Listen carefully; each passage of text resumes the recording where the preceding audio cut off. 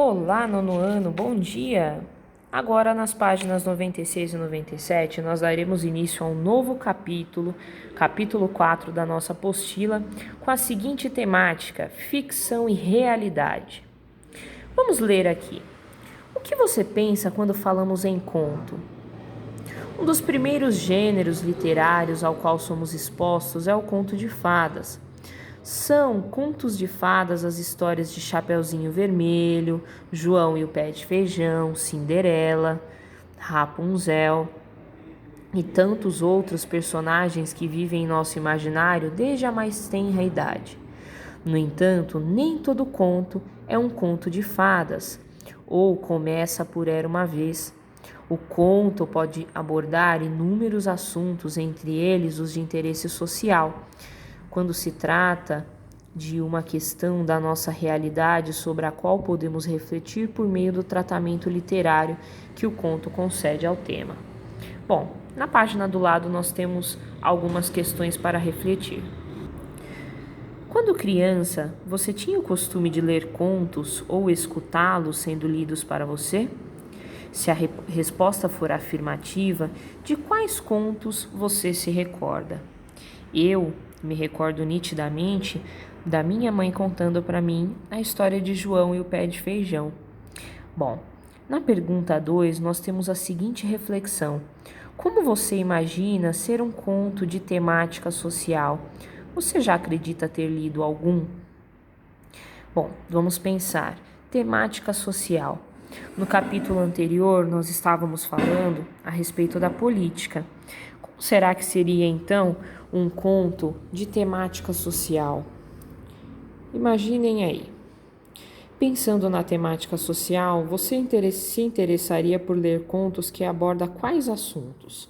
Então, vamos fazer essas reflexões pensando sempre de que algo social é de assunto coletivo, de assunto e de interesse coletivo, né?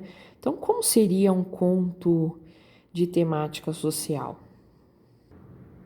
Na página 98 da apostila, nós temos aqui: observe a charge que tece uma crítica social e trata da realidade de famílias em situação de rua. E temos uma criança dizendo: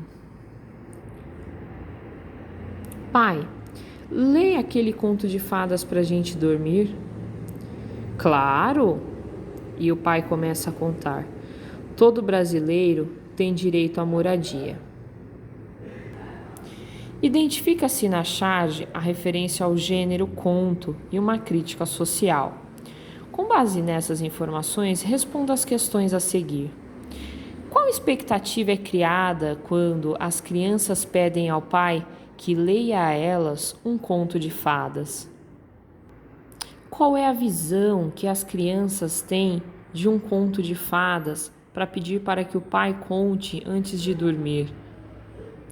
2. Como essa expectativa é quebrada?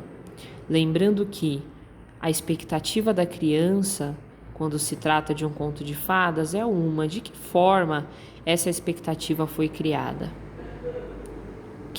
perdão.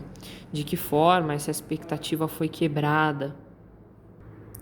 Na página 99, quais as diferenças entre um conto de fadas e a Constituição brasileira, que o pai começa a ler? O que caracteriza cada um em termos de linguagem, de público e de temática? Bom, nós temos na página anterior, e eu gostaria que vocês fizessem a leitura, a respeito de um parágrafo da Constituição brasileira, que fala sobre a Constituição brasileira. A Constituição brasileira, aprovada em setembro de 1988 e promulgada em outubro do mesmo ano, também conhecida como Constituição Cidadã, é o documento nacional que garante os direitos sociais de todos os cidadãos brasileiros. Então, qual é a diferença entre os contos de fadas e essa Constituição brasileira, né? Que ideia nós temos do que seja um conto de fadas e que ideia nós temos do que seria uma Constituição, do que seria uma lei, né? O que difere essas duas coisas? O que caracteriza a forma de linguagem de cada uma delas e o público? O que seria a temática? A temática são os assuntos tratados. Será que eu posso ter um conto que crie uma narrativa, que crie uma história que fale a respeito de uma constituição ou de uma lei? Ou será que são gêneros distintos? Vocês vão falar sobre as características de cada um deles. Então, qual é a linguagem utilizada para se escrever um conto de fadas? Qual é a linguagem utilizada para se escrever uma constituição, né, como essa que nós podemos ler? Qual é o público-alvo do conto de fadas? Qual é o público-alvo da Constituição, de ler uma Constituição?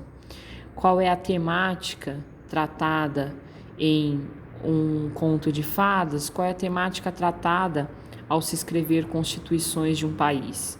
Então, vocês vão responder. Qual característica do conto de fadas o pai levou em conta para escolher a Constituição para ler às crianças? Então, aquilo que aquele homem estava lendo não era um conto de fadas, era o livro da Constituição brasileira, né? Que diz justamente que todo brasileiro tem direito à moradia. Então, qual característica do conto de fadas o pai levou em conta para escolher a Constituição para ler para as crianças?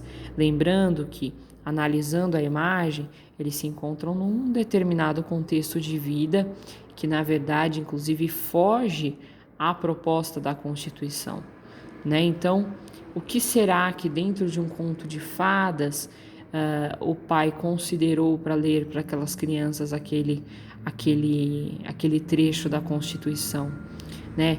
Ele usou o lado real ou ele usou o lado imaginário, o lado fictício dos contos de fadas para fazer com que aquilo fizesse sentido para aquela criança, né? Vamos analisar aí. 5. Qual denúncia social é feita na charge e como ela é construída? E aí, gente, existe alguma denúncia social feita nela? Como ela foi construída? Que denúncia social é essa?